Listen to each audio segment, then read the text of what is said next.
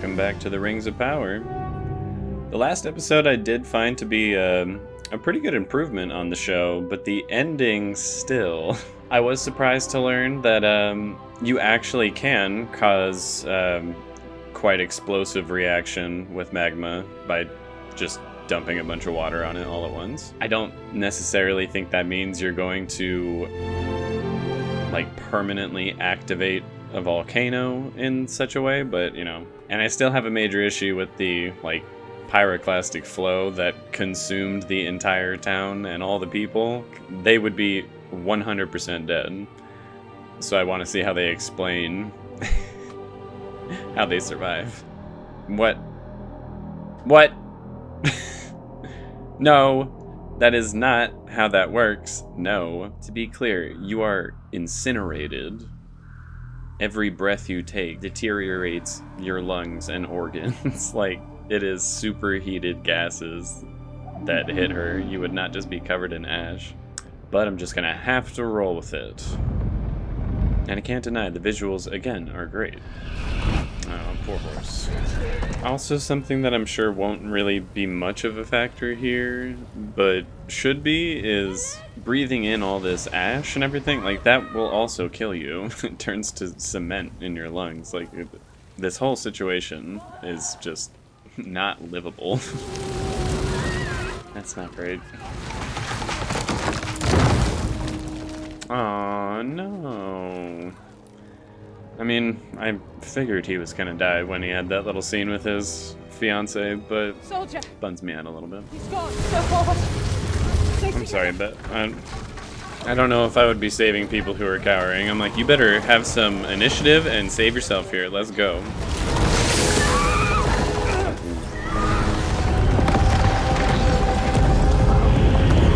Oh no, is he dead? Is the guy who's clearly alive 1,000 years from now dead right here? I don't know. That's one problem I have with the show. With certain characters, there's no real tension because you know for a fact they are going to survive. What happened here? Some more meteors, or what is it? To the south that could spit fire rock. Oh. He said they go to sleep. So they're not that far away from Mordor here. It's my rude of us to ask more of him. I see. It is a little rude to ask, but he hasn't really done that much for you guys. Little words, so the tree will understand. So the trees don't talk.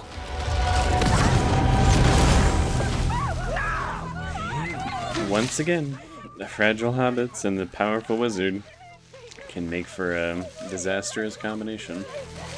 Ah, but they're fine. They're fine. Everyone relax. You all asked him to do it. He tried. It didn't work. Don't be pissed at him for it. By minds much wiser, much farther seeing than our own.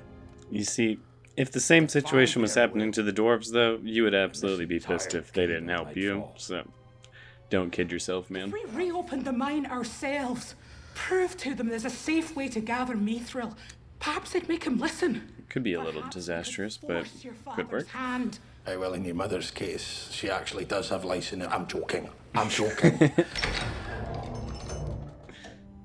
I told you convincing him would be the hard part. Means more than simply farewell. Aww. It means go towards goodness. Oh, and it just heals the corruption just like that.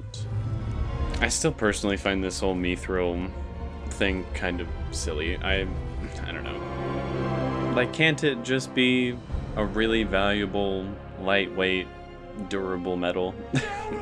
Like, I feel like that's enough. It's kind of cool to see Mordor in this, like, halfway state, though. You know, it's...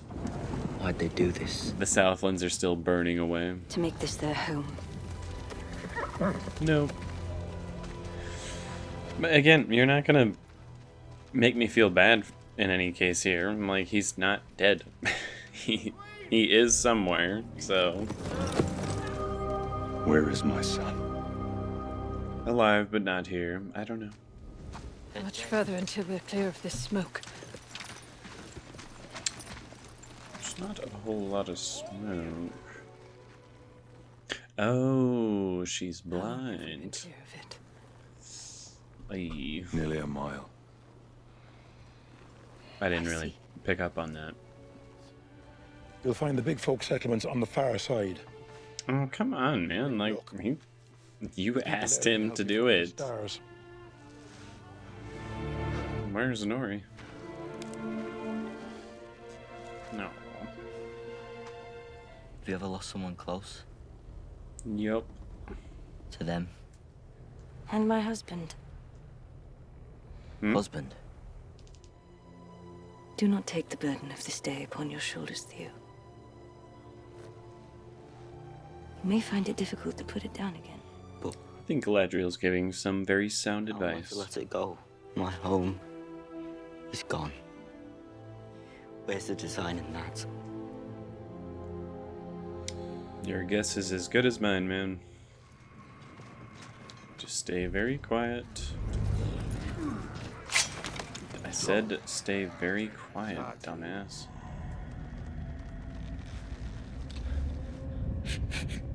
Ashes.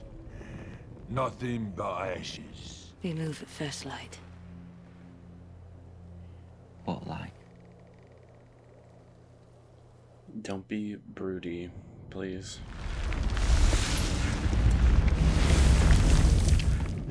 I'm sure it's fine. We need to give the rocks time to resettle. You lost on purpose. My aim was never to defeat you, but to gain your ear a while longer. Elf lies. Elf lies. Son of Durin. Grandson. Scoff, if you like. The mightiest thing a dwarf can do is to be worthy of the name of his father. Seems like you have struck Mithril. Wow, that looks cool. Yeah, of course. Father. Man, why you gotta suck so much? I mean, well, them digging so deep for Mithril is what like completely undoes this place with the Balrog and everything. Our son would live. And he would move mountains! How do you expect me to move mountains, Father? If you fall to pieces when I dig a single hole, it's as much a brother to me as if he'd been fired in my own mother's womb. How dare you? I said it. What are you gonna do about it? How dare you! You gonna shout now? Ooh. Squandering our future so you can cling to the past! You profaned the crown you wear! Damn.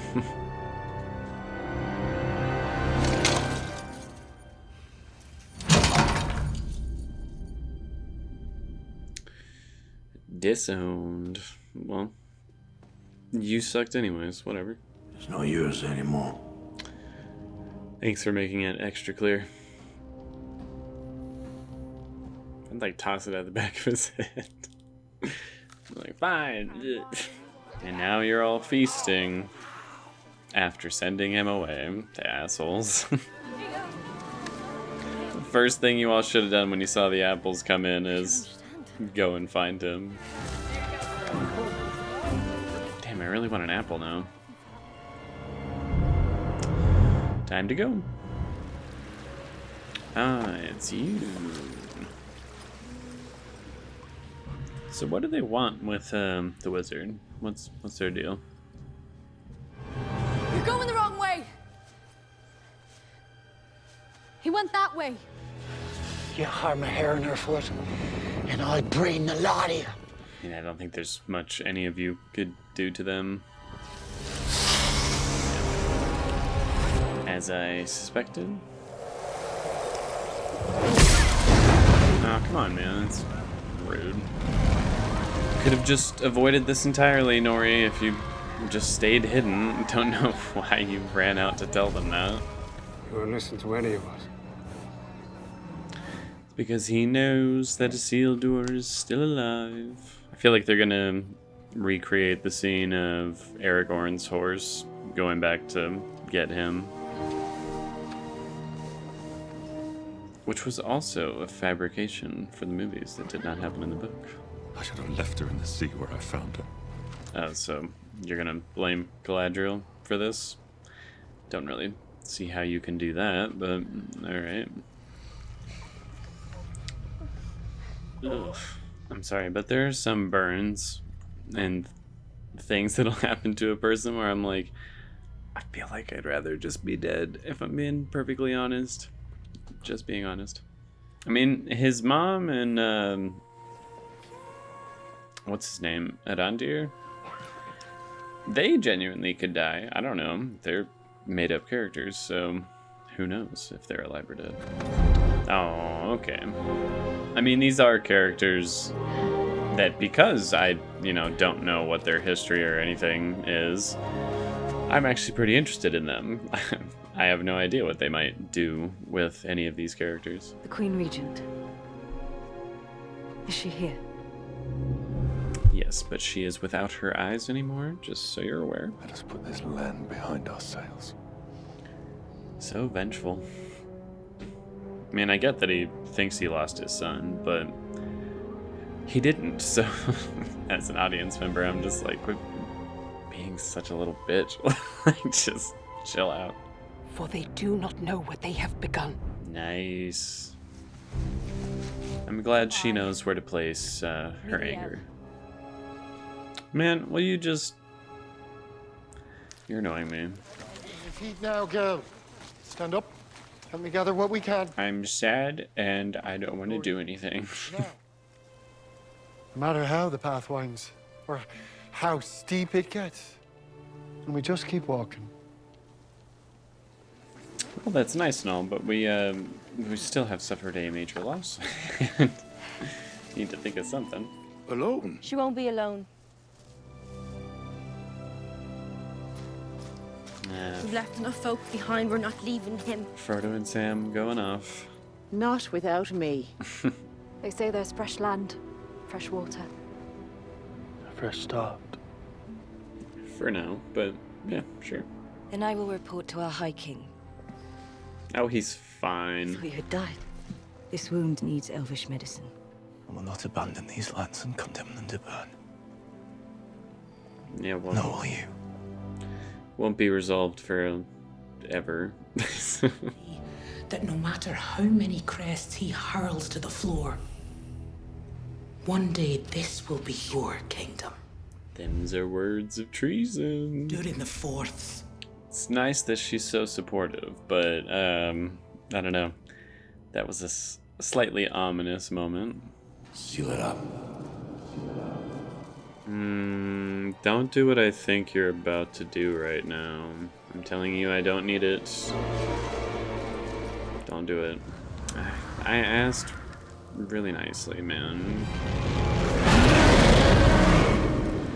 I mean, it looks cool, but again, I didn't. My children! I didn't need the call back to the Balrog. Or shall we call it instead, Lord Father? I feel like, again, you don't need to tell me. I think we all know exactly what this place is. Okay, they showed some restraint there. Did not say it. No, don't do that. Don't do it. I know. I get it. Meh. That episode had a lot of stuff that frustrated me. Considerable dip from the previous one, I think. As I said, this had a lot of stuff that frustrated me. Any of the characters surviving the pyroclastic flow from the volcano, that to me is just annoying. Like, that's not how that works, dude. They even showed in the scene leading up to that, how it incinerated all the trees, all the structures, but it just conveniently didn't incinerate like main characters. I don't know, that's just really stupid, I think. But disregarding that fact, I did kind of like the opening scene, the chaos of everything on fire, ashes, people desperately, trying to escape. I thought it was decent, and the visuals were great. It's just, it makes no sense that any of them would be alive to have this struggle of survival in the first place. And then fake killing Isildur also kind of annoyed me because, again, everyone knows he survives. You see him die in the opening 10 minutes of The Lord of the Rings, so there's no tension to his character supposedly being crushed under a roof here in Mordor. That's just kind of pointless, I think. Everything going on with the hobbits, well, it wasn't bad. I still just don't see the importance of the storyline yet. I don't know how it's going to tie in with, you know, the actual Rings of Power or Sauron or anything, but it's interesting. I'm curious as to, you know, who these three mystery sorcerer type characters are. And I hope they do answer by name who this wizard is. I will be very disappointed if it's Gandalf, but I would like to get a name, you know, see if it's a character that is from the source material or not. And I did find it kind of annoying how the Harfoots were like, okay, you gotta go. You almost killed one of our little young ones, after they are the ones who asked him to try and heal the tree. I'm like, dude, you asked him to try. He tried. It's not his fault. The kid walked up like right when he was doing his thing. And then everything going on with the dwarves was also kind of frustrating, just because the king, his reasoning doesn't really make any sense. He's just like, oh, there could be a rock fall. Bro, you are minors. You deal with that shit all the time. Also, in the book, I don't recall there ever being an issue about that specifically. It was just, oh, we found Mithril, let's mine the shit out of this. And they just kept going deeper and deeper and deeper until they eventually did get to a point where it's like, okay, maybe we should stop. But they didn't, and then they ran into the Balrog and, you know, everything went sideways. So his whole, I refuse to help the elves, you know, this is destiny. This is what is supposed to happen to them. And I'm not going to risk my people to mine this very, very valuable substance. It's just annoying. I'm like, man, that is not sound reasoning. I did kind of like seeing Durin's wife like really go in towards the end though, where she's like, oh no, we're gonna rule this together, we are gonna mine it, we're gonna make it happen. He's just out of his mind. Because again, it's kind of sweet, you know, she's being so supportive of him, but it's also kind of ominous because those are genuinely treasonous words to be like, yeah, the king doesn't know what the fuck he's talking about. We're gonna take care of this ourselves. I think all the scenes with Galadriel and Theo, while being kind of heartwarming, it showed, again, Galadriel in a much kinder light, a more recognizable one, I suppose. But I feel like they dragged quite a bit. There were just so many scenes of people traveling through, you know, the burning Southlands to get out of there. Ultimately, for nothing to really happen during that time, it's just them kind of talking about, you know, oh, this sucks. So again, it kind of dragged. I kind of like seeing Muriel talk about how she doesn't blame Galadriel for this. She's like, oh, no. Our enemies are the ones who did this to me and to all these people.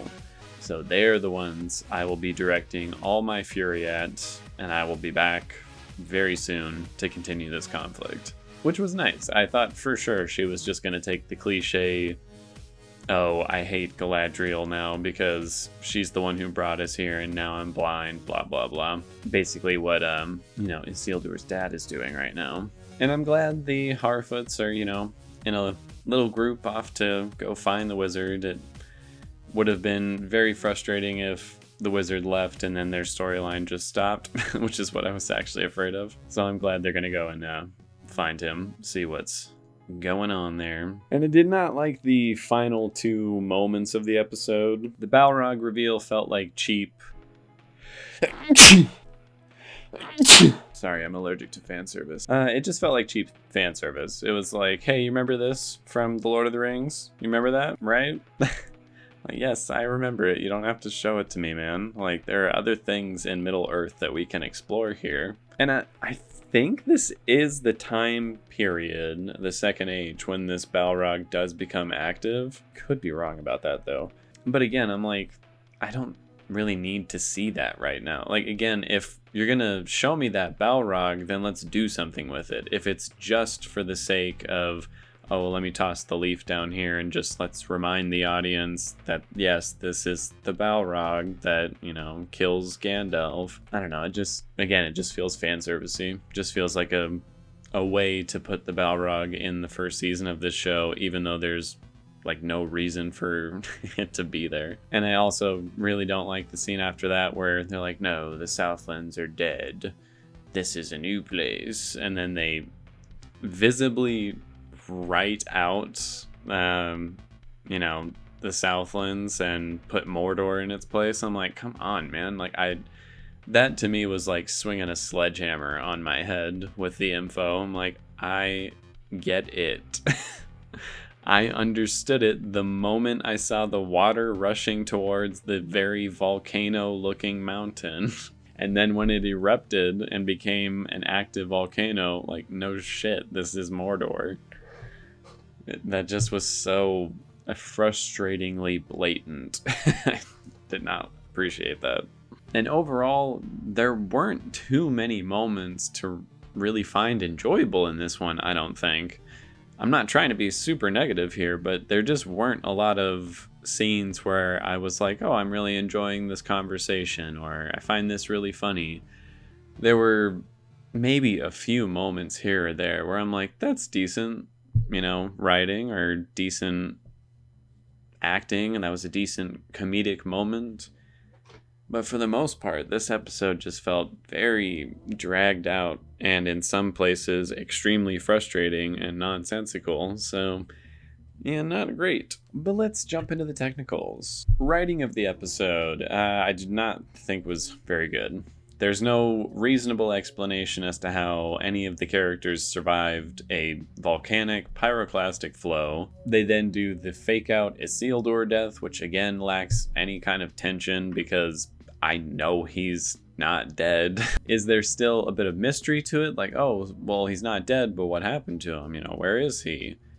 I suppose, but again, I know he can't really be doing all that much in Mordor. He's gonna need to get back to his people fairly soon. There's a lot of scenes in here that just drag and don't seem to serve much of a purpose, but there are some decent character moments between Elrond and Durin. I did really like that scene where he almost tells him his his secret name. And I don't know, and just in general, a lot of the writing in this episode, it just felt kind of needless. Like, there's so much here that doesn't really matter. And I feel like there were more interesting ways to have followed up the creation of Mordor, you know, the doom of the elves and the issue with the dwarves and whatever's going on with the wizard and, you know, the three mystery people. The whole situation, I think, could have just been done in a more interesting way. A lot of this episode felt kind of boring. So I'm gonna go for a 2 out of 10. Editing in the episode, there were some nice moments, specifically in that opening sequence with Galadriel just kind of in a daze. The way they would use both long and kind of rapid cuts to sell certain moments I thought was very nice. They do still, yet again, have a bit of a problem not doing anything really interesting with the editing during these extremely long, slow dialogue scenes, which understandably you can't just be cutting around like crazy during a scene where two people are talking, but there's still ways you could make it a bit more interesting, you know, than just cut to the person talking, cut to the reaction of the other person, and them saying what they're gonna say just over and over again, you know? But like I said, there were some bright spots in there, so I'll do a 7 out of 10. Cinematography was really, really good. I mean, it's no secret that the visuals on this show are quite impressive. The framing of many of the shots look extremely artistic, like you're looking at a living painting. There was a really nice shot of the three mysterious strangers, like turning their heads towards Nori when she called out to them, which I thought was very nice. Some of the types of lighting that they would use to accentuate, the clouds of ash all over the place in the Southlands, I thought was very well done. So yeah, cinematography, I got no major gripes, but I don't recall any shots in here completely wowing me, just, flooring me or anything. So I'll do a 9 out of 10. Acting in the episode, for the most part, again, I thought it was quite good. There were a few bits of acting, though, that I don't know, they did not do it for me. Lloyd Owen playing Elendil, his little moment where he was crying when they're just like, captain or commander or whatever, and he's just like weeping over his son. I just thought that was bad, man. I thought, I don't know, it didn't feel believable or real. It just felt like he was really pushing to have that emotion, and I did not like that moment. But I did think there was some good stuff in there from Morpheed Clark for Galadriel, as well as, what's his name? Tyro Muhafidin? The guy who plays Theo. I think he also did quite well with the stuff he was given in there. And I was also mostly impressed with Owain Arthur playing Durin. All his scenes with his dad and everything did feel pretty genuine and, wrought with tension. So I thought they did a good job with that. So yeah, a few missteps, but for the most part, the acting was pretty good, so I'll do 7 out of 10. Costumes and makeup, I have always thought they were very good on this show. I don't think they're the best fantasy costumes and stuff I've ever seen, but they are very good. Here, as far as I could tell, we didn't get to see anything new. It's all stuff we have seen before, except for maybe a few new things for the dwarves, which did look very nice. I like the look that they've given them. I do kind of find the look of the 3 mysterious people following the wizard to be kind of plain. It looks a little cheap, but aside from them, I think all the costumes look quite good. I'll do an 8 out of 10. Set design, I think, was also very good in this one. The way they were able to dress up the woods as, it was being caked with ash, the location that the Harfoots landed in, which seems kind of reminiscent of the Shire, but I think given its proximity to the volcano, it can't be. The makeshift campsite that the Númenóreans made, I thought everything looked quite good. I actually have no complaints at all, so I'll do a 10 out of 10. Visual effects I thought were also very good, but there were a lot of moments here where you could tell it was an effect. I thought the Balrog at the end, while looking good, it definitely looked like a big CGI effect. The horse on fire at the beginning looked pretty good, but definitely looked like CGI fire. And the strange woman blowing the embers out of her hand to set all the Harfoot's carts on fire. Again, it looked good, but it was noticeably an effect to the point where it kind of breaks you out of the moment. And given the vast budget that the show has, I feel like their special effects should be absolutely flawless. So it's a bit disappointing. I'll do a 6 out of 10. And finally, sound design. For the most part, I thought it was very good here. But because it's such a slow episode, almost all the musical cues are kind of just ominous, depressing, slow musical scores. So there's nothing wrong with the sound design per se, it's just there's not really much to shout about either. So I'll do a 7 out of 10. And that gives this episode a 7 out of 10.